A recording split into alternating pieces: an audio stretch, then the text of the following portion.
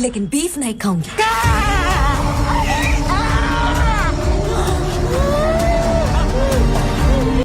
ഇന്ന് രാവിലെ എണീറ്റിട്ട് ഇൻസ്റ്റ തുറന്നേരം ഫസ്റ്റ് കണ്ട സാധനം ഇതാണ്.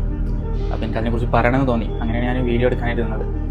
അതായത് നമ്മളൊക്കെ വിചാരിക്കും കേരള സ്റ്റോറി എൻ്റെ സിനിമ ഇറങ്ങി, അതുകൊണ്ട് നമുക്ക് കുഴപ്പമൊന്നുമില്ല, നമുക്ക് എന്താ കുഴപ്പം, അതങ്ങ് യു പിയിലല്ലേ നോർത്തിലല്ലേ എന്നൊക്കെ വിചാരിക്കുന്നുണ്ടാവും.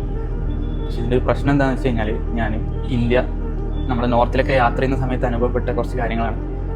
അതായത് കേരള സ്റ്റോറി 1 ഇറങ്ങിയ ഒരു ടൈമിൽ നമ്മൾ കേരളത്തിനെ കുറിച്ച് അറിയുന്ന ഒരുപാട് ആളുകൾ അവിടെ നോർത്തിലൊക്കെ ഉണ്ട്.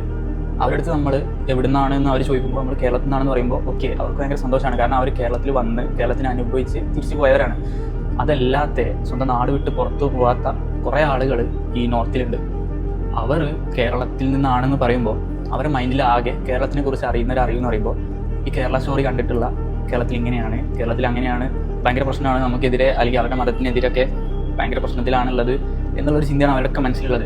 അപ്പോൾ അവർ നമ്മളെ ട്രീറ്റ് ചെയ്യുന്ന രൂപം ഭയങ്കര പേടിപ്പെടുത്തുന്നതാണ് സത്യം പറഞ്ഞാൽ. പാർട്ട് 1 ഇറങ്ങിയിട്ട് അതിൻ്റെ ചിന്ത കാര്യങ്ങൾ ഇവരുടെ മനസ്സിൽ നിന്ന് ഇറങ്ങുന്നതിന് മുമ്പേ പാർട്ട് 2 വരെ ഇറക്കിക്കുകയാണ്. യൂട്യൂബിൽ പോയി കഴിഞ്ഞാൽ നിങ്ങൾക്ക് അതിൻ്റെ ടീസർ കാര്യങ്ങൾ കാണാൻ കഴിയും. എന്താ വെച്ചാൽ കേരളത്തിലെ ജനങ്ങൾ ഇങ്ങനെയൊക്കെയാണെന്ന് ഇത് ഇറക്കുന്നത് മലയാളത്തിലല്ല.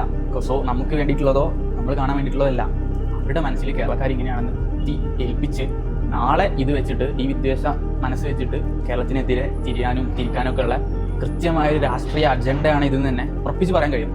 കാരണം അവിടുത്തെ ജനങ്ങൾ കേരളത്തിന് ഇപ്പോൾ കാണുന്നത് അങ്ങനെയാണ്. സോ കേരളത്തിൽ ഇതിനൊന്നും ഇല്ലയെന്ന് നമുക്കേ അറിയുള്ളൂ. കേരളത്തിലുള്ള ഓരോ ജനങ്ങളും ഇതൊക്കെ കഴിക്കുന്നുണ്ട് എന്നും ഏത് മതക്കാരാണെങ്കിലും കേരളത്തിൽ ഇതിനൊരു പ്രശ്നമില്ല എന്നുള്ളതൊന്നും അവിടെ ഉള്ളവർക്ക് അറിയില്ല. കേരളത്തിലുള്ളവർ ഇത് ഉള്ളിക്കറിയാണ് എന്നൊക്കെ പറഞ്ഞ് കഴിക്കുന്നുണ്ടെങ്കിലും ഇത്തരം നുണപ്രചരണങ്ങൾക്കെതിരെ നമുക്ക് എന്ത് ചെയ്യാൻ കഴിയും എന്നതാണ് ഇന്ന് നമ്മൾ ചിന്തിക്കേണ്ടത്. സോഷ്യൽ മീഡിയ ഉപയോഗിച്ച് എഴുതാനുള്ള സ്കില്ലൊക്കെ ഉപയോഗിച്ച് നമ്മൾ ഇതിനെ എത്രത്തോളം എതിർക്കാൻ പറ്റുമോ അത്രത്തോളം എതിർക്കണം. കാരണം ഉള്ള കാര്യങ്ങൾ അവരോട് പറയുന്നു എന്നതിലല്ല, ഇല്ലാത്ത കാര്യങ്ങൾ പ്രചരിപ്പിക്കാതിരിക്കാൻ വേണ്ടിയിട്ട്.